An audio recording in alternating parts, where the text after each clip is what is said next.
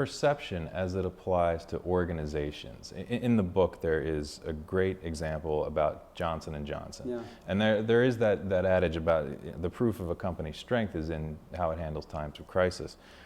You had discussed major recalls that the company had had at the beginning of this past decade. Yeah. And the customer base was satisfied with the way in which the company responded to it.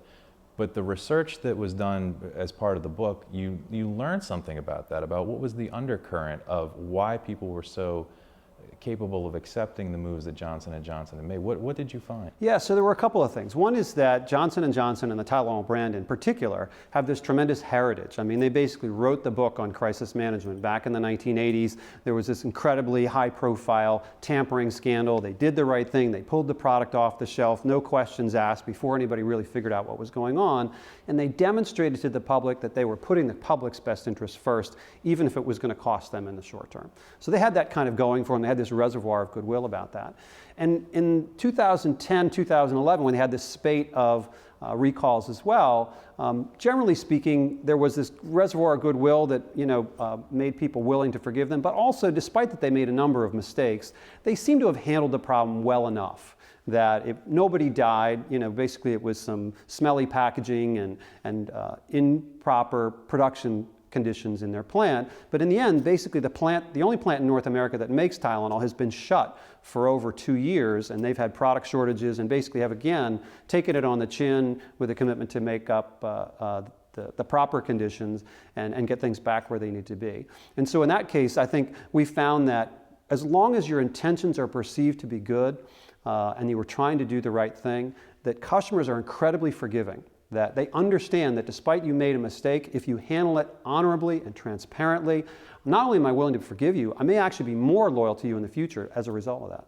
That reservoir of goodwill of which you speak, I find that concept pretty interesting, because do you have examples of companies that don't have the longevity that Johnson & Johnson has, but are still able to maintain that level of warmth with their customers when they have to acknowledge that we had a serious problem here that needs to be fixed? Yeah, absolutely. There are a number of cases that come to mind. And the ones that are most noticeable are the ones that had at least some bad element, right? So whether you think of Netflix, who raised their price dramatically in 2011, and these were seen as the good guys. These are the guys that are helping us get around those video rental fees and the cable company fees and all this other stuff.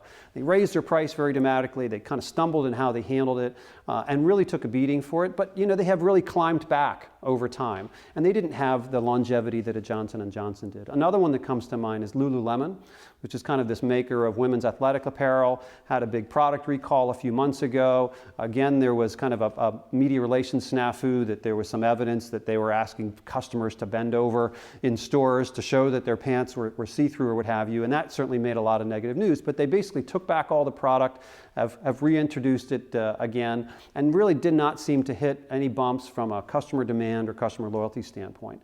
And so it all depends on how you handle it and what the perception of the customers are in terms of what your intentions were. But in the cases of those two companies, did they have the groundwork? They'd done the work ahead of time, correct, to make sure that they had that connection with their customers to where when something like that happened, it was much easier to have dipped into the reservoir a little bit? Absolutely. I mean, they had a very loyal following in both cases. With the case of Netflix, that's part of what made people so upset was, hey, this is such a turnabout from what I expected from you, and that they didn't handle it as well as they could have. But they had a strong base of loyalty. They were able to get through the problem and have been able to grow from there. Whereas companies like Toyota or BP have suffered much longer. But even those are slowly climbing back, but they're digging themselves out of a pretty deep hole.